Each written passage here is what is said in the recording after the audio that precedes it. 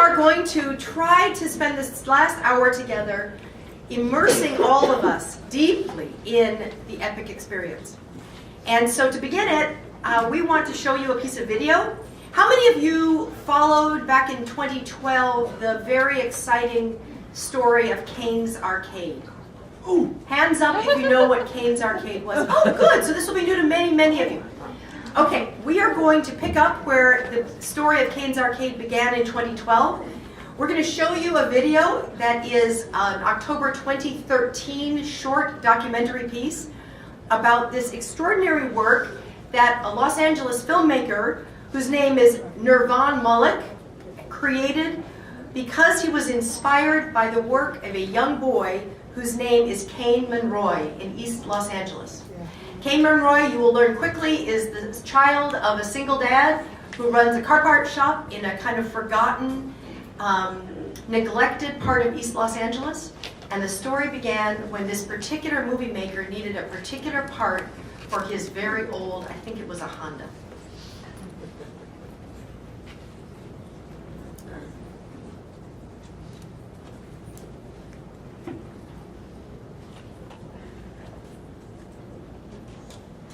A couple months ago, little did I realize that both of our lives were about to change. Finally tonight, we have a great story out of Los Angeles, East LA to be precise. When you're a lonely 9-year-old boy. An epic adventure, begun and continuing. On October 6, 2013, 77,000 children or locations registered for this global day of play. And 42 countries were represented. One little kid with a basketball hoop that he won in a Happy Meal. One movie maker who needed a car part and had an imagination. We have those skills. We have those capacities. My favorite is the scanner, which is the kid that Yes. looks at it, draws it.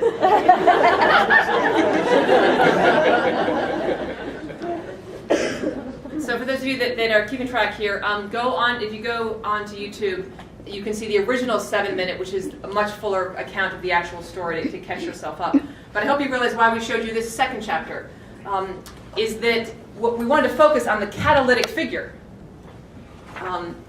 There are prodigies, there are Kanes in every generation. But the catalytic figure was the movie maker, who was able to then leverage, to use the word that is the coin of the realm, what he knew, who he knew, to create something larger, an epic narrative. And we're going to be giving you a lot this morning before but you know, the Eucharist will heal you if you're stressed. So I'm going to show you a series of pictures right now to make the switch now. Because the truth is, we have these epic narratives. You know, the Apple ad we showed you. Both Twitter and Facebook, those are epic, but they're also allowing people, if you've noticed, either with small businesses or communities, to create more epic narratives. So we're in a society right now where there are just epic narratives all around. Angry Birds. Okay? 1 billion downloads. Okay? That's 300 million more people have downloaded that than are on Facebook. So we're surrounded by these, and it's the largest community in the world, is the Angry Bird download community. There's no other sort of gathered community besides maybe a world religion or something, which it matters, than Angry Birds. 1 billion people. So what we want to do right now, though, is take a step in a different direction. So where's Jesus in that, or not? How do we, as formation people, baptize these powerful cultural narratives around us? They're life-wide, right? I mean, they are the language of the people. They are what people are interested in. They either address people's fears or hopes or whatever. And they're powerful, and they're, in many cases, global. And there's incredible vitality and energy that we'd love to borrow for even 5 minutes for our communities. But the question is, can we tap into certain cultural epic narratives with the gospel? Not just because of the gospel and then get into them and not mention the gospel, but how do we form Christian identity with some of these narratives? So I'm going to give the second example. This is an example of things you already know. We are surrounded by epic narratives exploding. And lots of them are positive.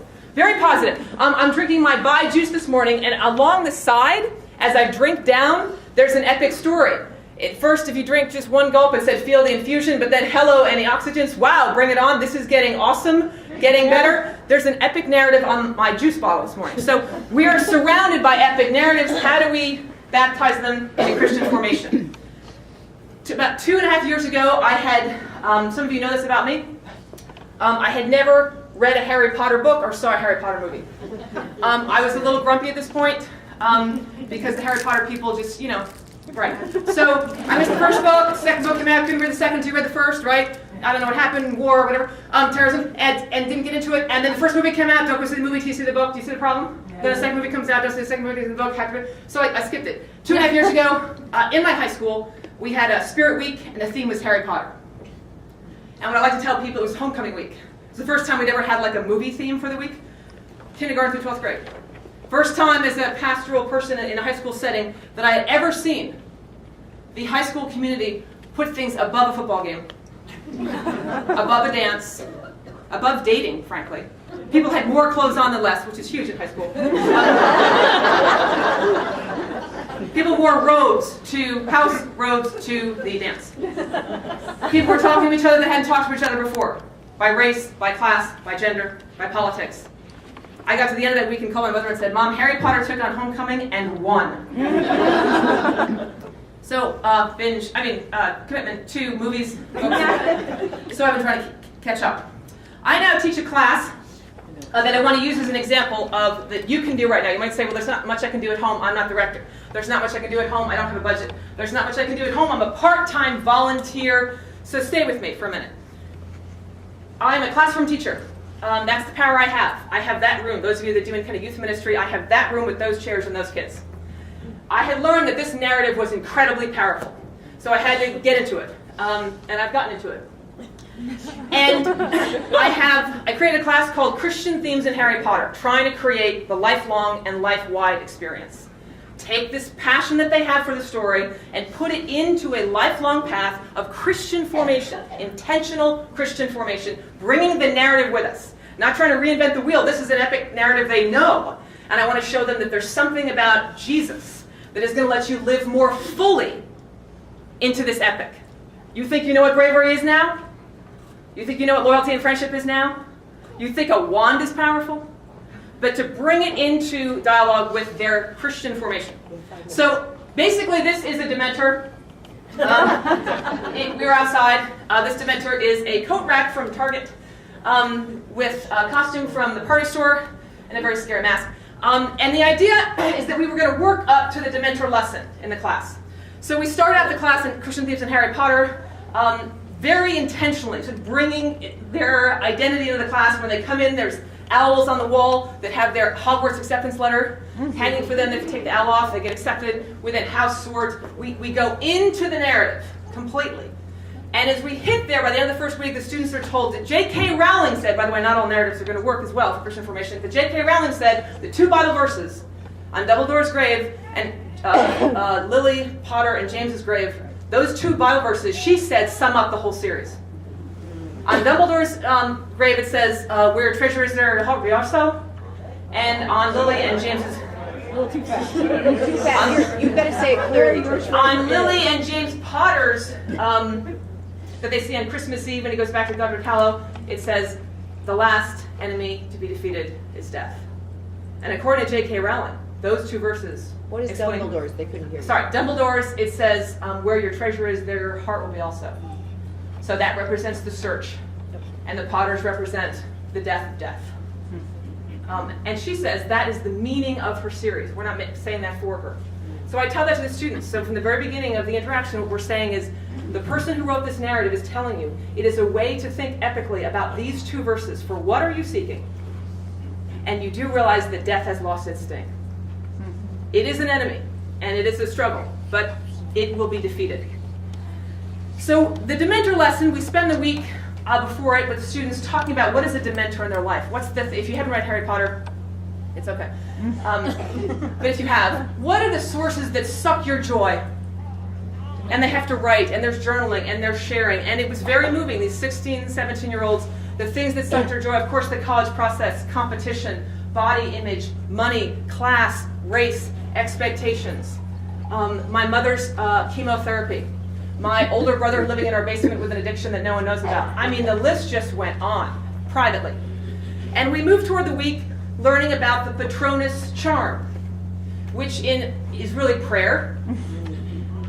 It's a form of prayer, and as it's taught to Harry by Professor Lupin, it is taught as a form of prayer. Close your eyes, think of a memory of love. It must be powerful. The strongest would be sacrificial love. And then we talk about the altar and how many altars have written on them, do this in remembrance of me. On the night before he was betrayed. It's the story of a memory. And I present it that way, that the Eucharist is our collective practice of our Patronus charm. And when we face death, if we hold that memory, that you are loved and you have been redeemed by someone who loved you enough to die for you, like Lily Potter, similar to, that can be a Patronus charm, and you can take down the sources of death in your life because they are already, by that act of love, dead. So how we actually did it was after the week of writing out prayers and writing out verses and thinking about events in their life. I'm going to quickly go through the pictures now of how this worked. They'd already been house sorted, by the way, and then they have to pick their favorite biblical characters in this course and sort them into houses and argue why. A lot of people put Eve. One person wanted to put her into a Slytherin. They're like, no, she's got to stick with snakes. That's not good. But they have to do lots of research. Someone put Noah in Slytherin. They said, no. The common room is under the water, and that guy has total water trauma. Don't put him in Slytherin. So again, we take their passion for the intricate details of Harry Potter, and now they're looking for that level of detail in biblical characters. I just had never seen that kind of passion to sort them well and truthfully. Okay, so you walk up, you have a wand, she's a Ravenclaw. This is a volleyball with some white duct tape, also known as your Patronus. You have to pick it up, and you have to, in your mind, recite the prayer that you've practiced. What is the memory of love, or the biblical verse, or both, that is going to let you take down your Dementor? And everyone stands on the side and cheers for you as you throw. This wound up being harder than I thought. Thank goodness this girl finally nailed it. She is a type 1 diabetic who's had 2 immediate family members die of unregulated diabetes. That was her Dementor, death itself. Her friends didn't know that. There's a number of students here who it was amazing. Some of them yelled out loud the Patronus. Other students didn't say anything, and their friends were like, as they would miss, they'd say, you need a better memory. And then some kids would be like, the last enemy to be defeated shall be death. They decided to go for that. I can't tell you the feeling. It's not my place to tell you what this particular or any student's personal struggle is, but they are profound.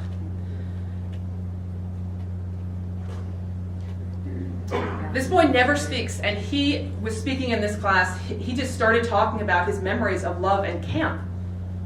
I've never really heard him say anything but his name, but he was yelling them louder and louder until he finally took down the Dementor. There is this girl that's had some health issues, and she took like 10 pictures of the cheap Dementor on the ground. And I said, why? She said, I want to keep these on my phone. Because she's going off to college next year. She said, I know I'm going to face death, and I just want a picture that I can kill it. That death can die. This girl's Jewish. She was watching me really get upset. A period was ending, and this one boy couldn't take him his Dementor. I thought, my gosh, I've actually created an example of him not being able to defeat death with his faith. And she leans over and says, if he doesn't take it down, we will just bum rush the thing as a group.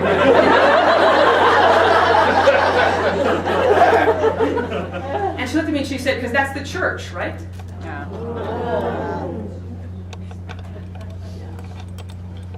This was the girls that finally took the thing down. They actually danced like Miriam for about a half an hour. It's incredible. This was the boy that just couldn't take it down. We were about to bum rush as the church. I think he took 30 shots at it. All different memories. Finally came down to the Eucharistic prayer. Boom. In closing, those that say, oh, this is so interesting, people do youth ministry, have so much fun, but I do family ministry, I work with older people. Let me give you a quick tour of the last year.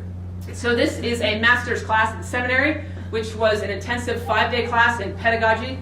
More or less that was the theme, but it was basically a Harry Potter and theology class. They were sorted. We were reading systematic theology.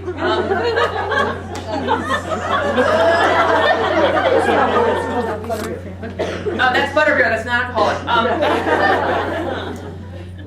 So this was an MA course in systematic theology. But how would you teach systematics using epic narrative? So that's an entirely different setting. I can tell you we had just as much fun. This is a room I wish I could have taken pictures of. This is a Presbyterian church that came to me and said they had a hard time with intergenerational gathering at all. They do other stuff really, really well, like the Balkans. So in this meeting, my favorite image is we packed this room. Probably twice as many people as there are chairs came to one lecture on themes of Harry Potter and theology. They then moved that to a 4-week series. And my favorite image is 2 walkers in the aisle with the tennis balls on the bottom and middle schoolers leaning up against them. And everyone they got sorted with a little tag, and grandma had a Hufflepuff and her granddaughter. And the people were encouraged, bring your grandchildren, bring your godchildren. Have an intergenerational conversation. This was about the resurrection stone. And where is the resurrection hidden in the snitch of your life? Pack the room. This is a group, an evening school, another kind of setting for grown-ups. This would be weekly for 10 weeks. A kind of outreach, EFM level kind of involvement in Christian education. Same thing, Christian theology and Harry Potter. This is a retreat we did for those people like, I only do retreats, I don't even do, okay, fine. This is the retreat for spouses of seminarians, which Lisa and I led one weekend, and everyone arrived and got sorted. Their retreat packets all arrived with owls, which Lisa set up in their bunk areas with bags of every flavor beans. This is how it began. This is not alcohol-free butterbeer. We went through the entire retreat weekend themed as Hogwarts. And divination, we talked about prophecy. Defense against the dark arts, we talked about dealing with adversity through resurrection. We actually went outside and had a Care of Magical Creatures class, which everyone had little kind of dragon kites. And we actually had a whole session outdoors of flying kites. And then we ended with a Eucharist, where we talked about the fact that the kite is a sign of the resurrection. How is the resurrection active in your life as a way to end the weekend retreat for spouses? This is a group of young adults that gathered at a church. I didn't bring these robes. They all showed up to a Harry Potter lecture. And the rector knew that she had some Harry Potter fans, but the people brought friends from around the community who'd never come to church before. And it absolutely empowered the 1 or 2 30-somethings in their group who are Harry Potter fans who could finally bring their friends to church and stumping me with incredible questions. Huge, they had pizza, there were kids in the back, and this is another lecture at a church, same thing, Christian themes and Harry Potter. This one was about Dobby. The theme this night was Dobby is the ultimate disciple. What do you do when someone sets you free? What would it look like to give your life back in service? You were a slave, but to give your life back in service to death. So this night was Dobby is the ultimate disciple, packed house, pizza. This was a retreat for older people. This is also another Presbyterian church. That people showed up. Many of them hadn't really read Harry Potter. Some of them had. And we had a conversation about how to talk about this narrative with people younger than you, which for this crowd was really people under 70. That they were. How do you talk to your adult child who is a grandmother? These people came for 4 weeks of dinners during the week to talk about thinking about epic narratives and their family. So I'm sorry that was a bit of a run-through, but I'm just trying to give an example that if you're intentional, there's a way in which we're not competing with the popularity of cultural epic narratives, or you don't have to. There's a way we can baptize them. And remember that C.S. Lewis, I believe, was right. We're wired for the epic myth. There are good stories. There are good myths. Let's not, as I said, go Amish. Don't go in the other direction of cultural explosions, even if they're silly. The Kardashians, I don't know what you can do with that, but there are other narratives that we can say to people, let's talk about why you love it. We're not going to ask you to stop loving it, come to church and use our language. Come to church, tell us why you love it. And then we tell you why we love Jesus. We're actually might be on the same epic journey. Lastly, before we move into an epic journey for this classroom, we thought we would have started with Kane's Arcade. Don't be afraid of massive cultural epic narratives that are positive. Cheer for them. Then baptize them. Then, we thought the context that most of you are going home to, a lot of you are going to be in church on Sunday and start to have to do some of this work. So we've asked a friend of ours, we were going to use the example of something that's happened in our church that fits into an epic narrative. And as we were getting information from her, it was like, actually, why don't you just share that? So we've come now to that point of being in a parish. What would this look like in a parish to create a community that thinks epically? And then when things come up, look what happens. So your responsibility might not be to run this, but to create this community where we're waiting to see epic invitation and then letting it happen. So our friend Leanne Watkins, who is a rector in a church in St. Paul, Minnesota, is going to speak for a few minutes, and then we're going to move into an epic experience for this room. Leanne.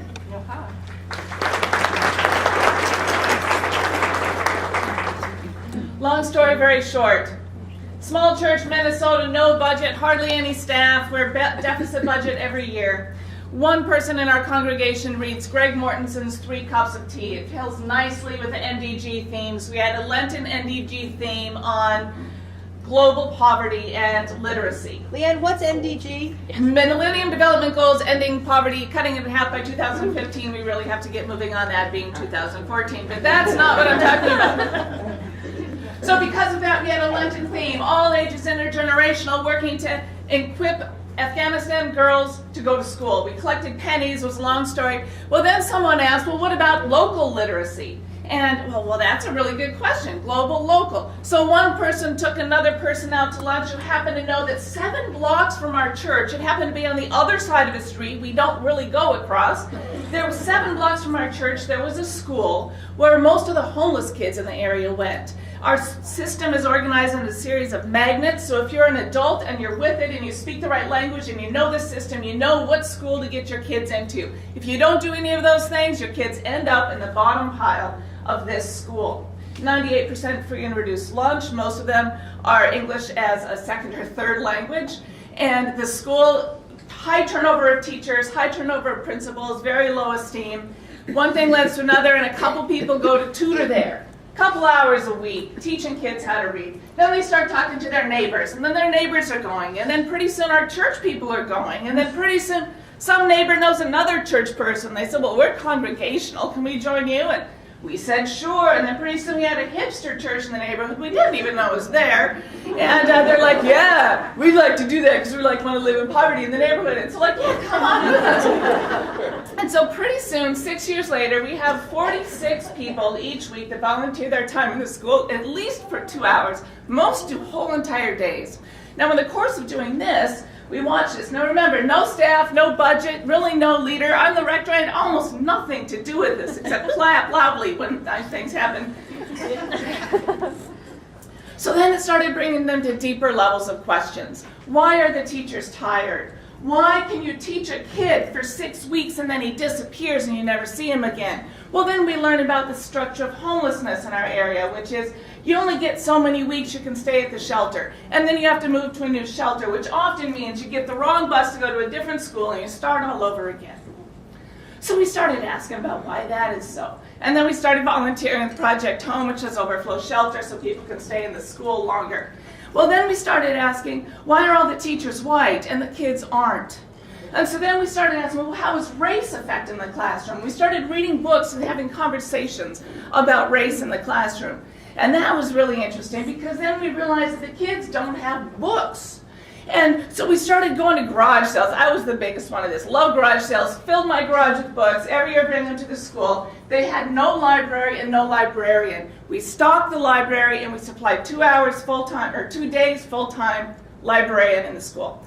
But then we said, like, well, these books are awfully white, you know, like, that's bad. So then we started thinking, well, let's get only books that have animals that talk, that are sort of race neutral. And then we started thinking, okay, but then, well, who are the authors of these books? And they were all white. So it ended up into a larger conversation about who are the authors and who are the illustrators and what books are appropriate for these particular kids from different places. And then we built a partnership with the local hipster children's bookstore, which is only 10 blocks from us, and we didn't even know them. And pretty soon, now they fully stock approved books by teachers of color, author of color, and illustrators of color. Those are the only books we buy. We still stock the library. But now we realize that these kids, they come to school and they don't have books at home.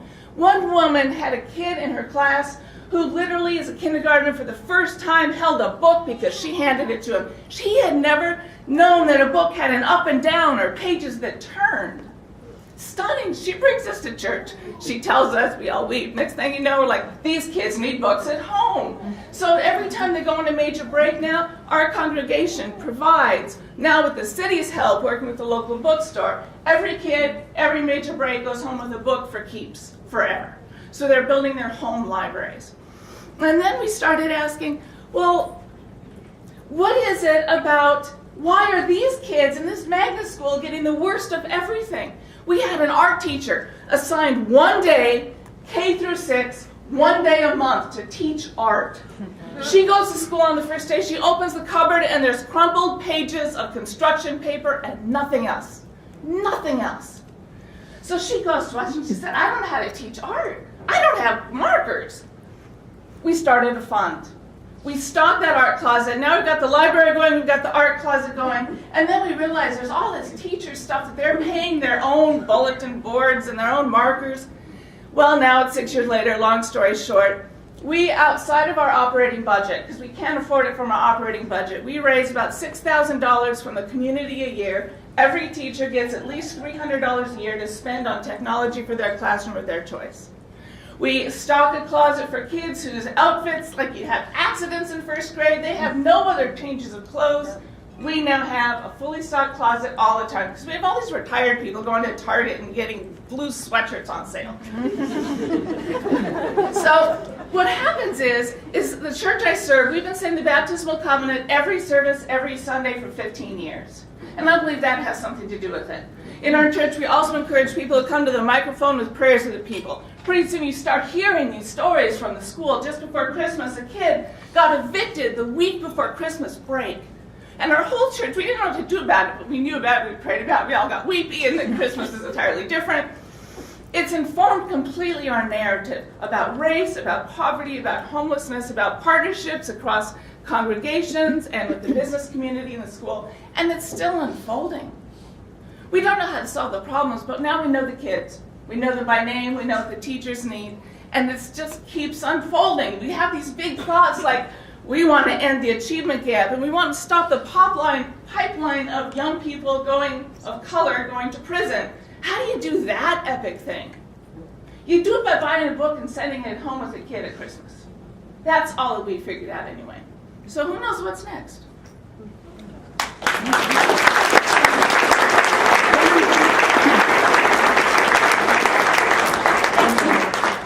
God knows what's next.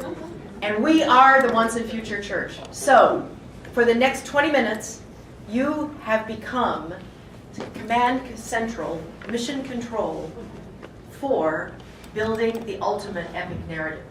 On your table, you should have a number. That's your table number. On your table, you should have white index cards. On your table, you should have a pile of assorted large colored index cards. And on your table, you should have a small pile of bright fluorescent index cards. As a table, what we want you to do in 10 minutes, and you can break it up and just do it individually, or you can be entirely collaborative. That is your choice. We want, on the white cards, 2 possible game pieces for the game we are building, which is the Once and Future Church, the ultimate epic adventure. What are 2 game pieces that should be in our game that would include people in ministry today in your congregations? What are the images that would capture populations of people who you know for real right now to want to enter into this epic adventure? So on 2 white cards, words for or a sketch of a fabulous new game symbol, a game piece, okay? We want, on yellow large index cards, some kind of significant life event that might happen or does happen between birth and 11, positive or negative. Something incredible, something that's important, something you know has happened in the lives of birth to 11-year-olds who you have known. On the purple cards, we want significant life events from 12 to 25. On the green cards, we want significant life events from 26 to 50. On the pink cards, we want significant life events from 51 to 70. And on the blue cards, significant life events from 71 to death. So significant life events may be climbing a mountain for the first time, being divorced. It might be birthing a child. It might be losing a child. It might be moving into a retirement community. It might be becoming bankrupt. You pick life events that are real in the lives of people. Then there are small fluorescent cards. If you feel inspired, put on there world events that could or do or might happen. Put on there trends that you think are significant and impact our daily lives. Might be about technology. Might be about some kind of huge imagination, new way of understanding what it means to be human. World events, trends, and a place for natural disasters or other kinds of disasters that may happen in this world. So just so you see where we're going is you're going to be writing these on separate cards, and we are going to be constructing this board game that when you come back after church for lunch, we will have already put up. Every one of these is going to be a square on the board, and it will snake all along here, and that will be the board over there, where you will begin to see all the epic invitational events, and then we're going to move the game to the next level where you're going to have to do more work. But just so you see where we're going, these are all going to be spaces on the board, and we'll be mixing in between them your catastrophic acts of God, things like that. And we will be mixing it up. So when you come back after church, what you'll see, we're going to do it chronologically. Just think outside the box now, but know when you come in, it will be the life cycle. So especially if you're like a youth minister, you'll be looking at the cards this color if you want to see what everyone in this room came up with challenges in that age group. So it's going to be a chronological life game that will be birth to natural death at the end over here. But just so you see, so you're making the spaces for each part of the board game. Do we have to put our table number on there? You don't need your table number, just follow the color coding. Follow. Okay. So what kind of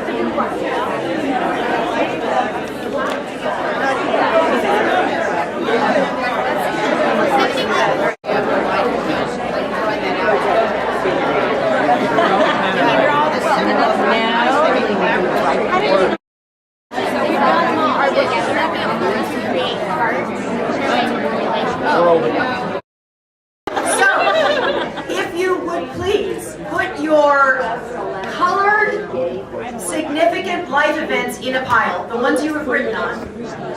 So anything yellow, purple, green, pink, or blue, your significant life events, just put them in a pile. And pass that pile to the table one higher than your number. Now let me tell you how the numbers work. They start here with 1, they go around the perimeter of the room, and then they circle back to the middle. So 22 should be right near, that's the last table, and you should be able to hand it to number 1 quite easily. Okay, so 1 passes their colored cards to 2, 2 passes them to 3, 3 to 4. The large colored cards with your life events.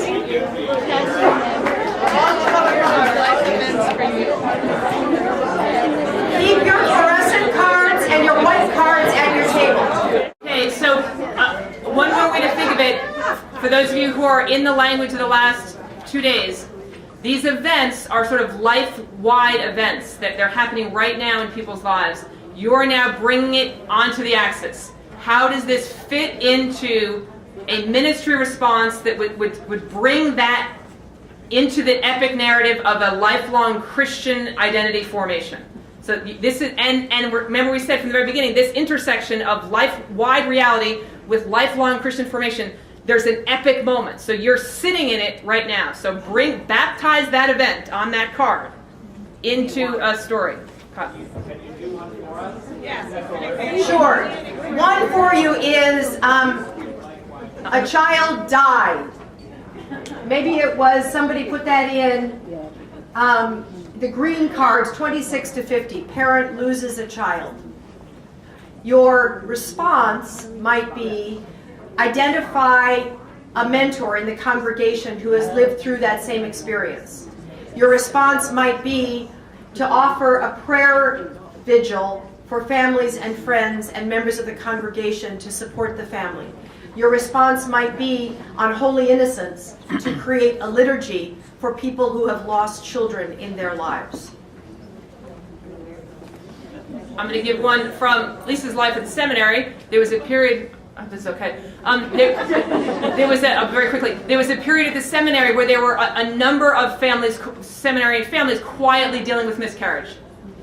In the same time of the year, where many families were celebrating with baby showers.